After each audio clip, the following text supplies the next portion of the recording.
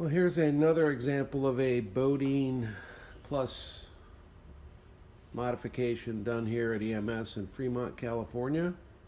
This one's obviously a little bit more involved. The products you see on the left-hand side of the table are the top left corner is a standard Bodine Gearmotor. There's a Dart control and a Dart encoder. And what we have to do first is totally disassemble the Bodine Gearmotor. We have to drill an access hole to the armature and also drill and tap the end of the armature, which is here displayed over here. So that's the first part of the modification.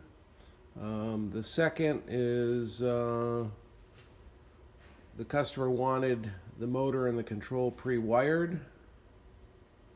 So we physically add the encoder to the back of the motor. We then also cut to a certain length and add a connector to both the encoder lead and to the motor lead. And conversely, we have the connector, the mating connectors on the drive.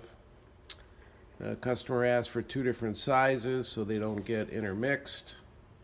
And then we also add a 6-foot AC power plug. This is a single phase input control. The story on this is a little bit interesting. We found the customer through a problem he was having with the motors. He was sourcing the gear motor from a different vendor. He was attempting to do the modification in-house. Some chips were left behind in the machining process, which consequently shorted out the motor. So on visiting them, we also saw that the motor was mounted close to mounted in conjunction with the Dart controller.